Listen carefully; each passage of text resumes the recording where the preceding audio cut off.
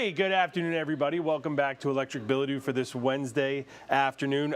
This one of the most fun interviews we've done in a long time. So I know everyone's seen the Netflix show Is It Cake? It's something we were just talking about in the newsroom that so many people love. It's one of my kids' favorite shows that they actually will sit down and watch with their parents. So that's a big thing right there. A local baker, Julie McAlister, got on for season 3. I looked at some of her work on Instagram. She is an amazing baker. She does really well on the show. Don't want to spoil anything, but going into that 3rd season, she plays a big part in it. So I got a chance to talk with Julie about how she got into baking and baking these specialty cakes and how she got on the Netflix show. So joining me this afternoon is Julie McAlister. All right, very excited this week. Julie McAlister from Julie McAlister Bakery here in the Low Country, joining me on Electric Bilodeau this week. Julie's going to be on the new season of the Netflix hit show Is It Cake? And we're so excited to have her here and see the show. Julie, how are you? I'm doing great. Thank you so much for having me today. Absolutely. Well, I want to kind of go through everything and just let's start at the beginning. And how did you get into baking and especially baking, specialty cakes like you do now? It is a very unique path to take, kind of in hindsight. Like all good things, mine started as a procrastination hobby. I was actually in grad school at the time for advertising, which you think would be this really fun, creative outlet, but it was actually very data heavy, statistics driven.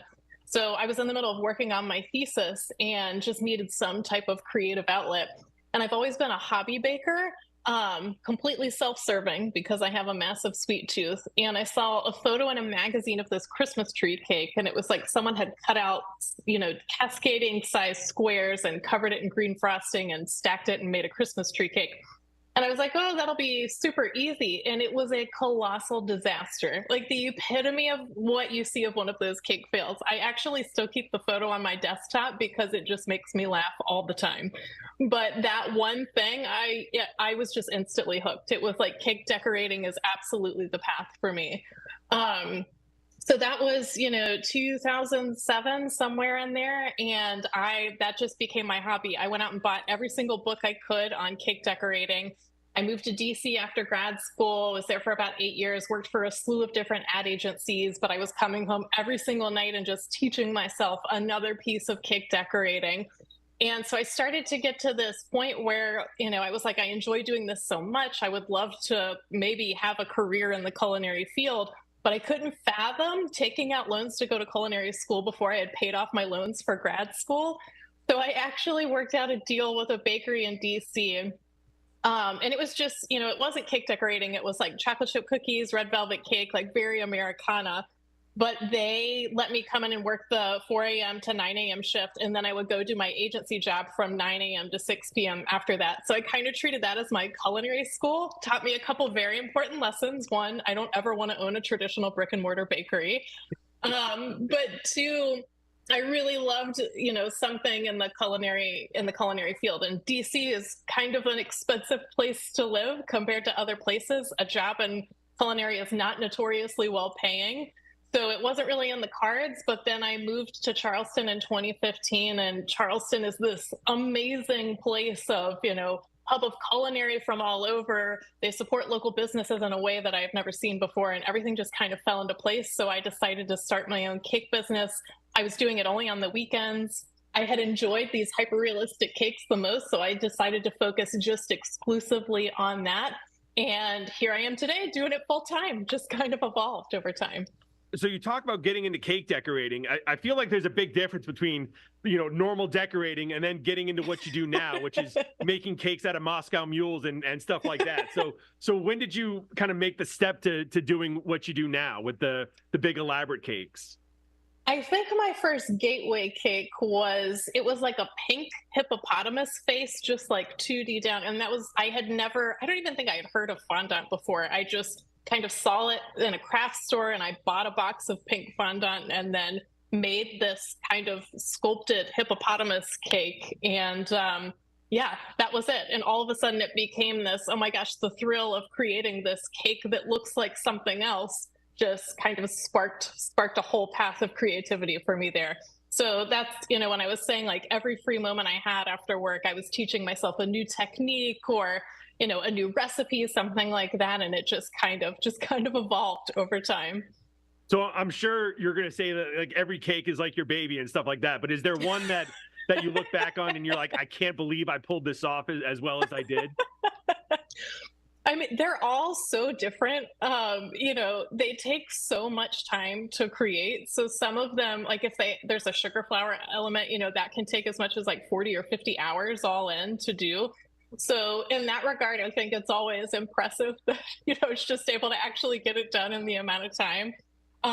It makes the show even crazier because we have to create these cakes, including the baking of the cake itself from scratch. And we have like an 8-hour time window. So it just like defies the laws of nature that we were able to even get these things done. So I'm really, really proud of everything that I was able to do on the show. And, I just think we all are so grateful to have that opportunity. I feel like myself, if I put that much time into something and then I just saw someone eating it, I'd be like, wait, just stare and look at it for a little while before you jump right in.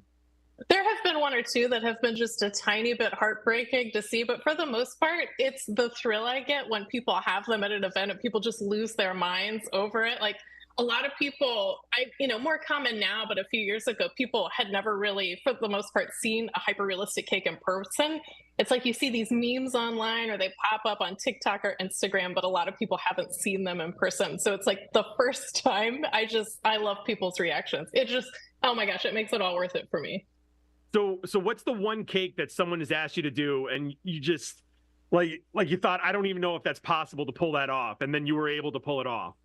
I don't know if I've gotten one that was just like, oh my gosh, I have no idea how I'm going to do this. There was one that was a pretty quick turnaround, and it was like a life-size replica of their 2 golden retrievers. And we have a golden retriever, so I was obviously very excited to do it, but that's such a massive amount of cake to do it in a very short period of time. And then it was also traveling a few hours as well, which is always, you do like a quick Hail Mary before you get in the car. And especially downtown Charleston, driving over the cobblestones, it's just like, hang on everyone. But yeah, that was probably the one that gave me a quick, like, hold my breath, but it all worked out totally great in the end. So let's talk about the show a little bit. Now, did you apply to be on the show, or did they come and look for you after seeing what you've been able to do so far? Oh, are you still there, Kevin? Yep, I'm here. You got me? Yep. Okay. I'm back. So let's talk about the show. And did they, or did you apply to be on the show, or did they come looking for you? So I have been on a show previously. It was a Food Network show. And so kind of once you get on one, you exist in a casting system for other shows. So I fit the criteria for this one. And so they reached out to me, and then that kind of started the whole audition and casting process. So as you can imagine, a cake that's focused exclusively on making hyper-realistic cakes, and you try to trick people, that's just 100% right up my alley. So I was so unbelievably excited to get the opportunity just to go down the casting process, and then to find out I was on the show was the most amazing thing ever. Once you find out you're on, are you just making everything you see, just trying to prepare for whatever they're throwing at you? You are. It's such a crazy experience to be in. It's almost hard to verbalize. It's like all the prep in the world, I feel like, can't prepare you for being in that exact moment, like having no idea what you're going to make. And then someone's just like, okay, go. And you have to just start right then. And you've got 8 hours to throw it together in the craziest circumstance. It's not like you're in your own space and you know where everything is in the kitchen, but that's the fun of it. So I'm sure you can't say what happened on the show yet, but just tell me about your experience of being on there and what you took away from that.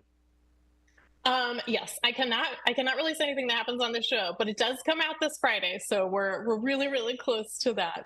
My experience was, it was so incredible in so many ways. So I am a one-person business. So I think the biggest thing was just being surrounded by 7 other people that have this love of hyper-realistic cake decorating.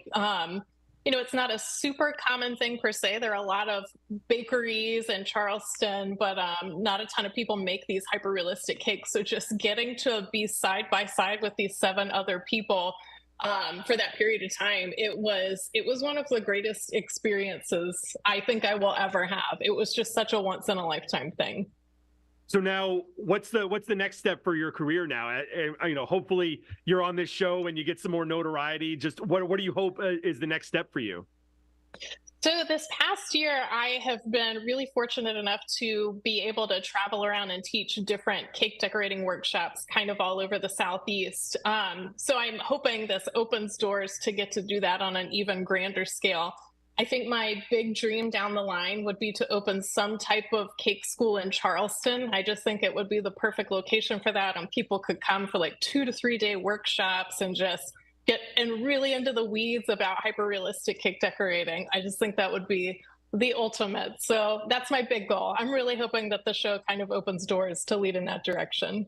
Well, when that happens and you need a tester, I'm right here. Anytime, sure. Anytime.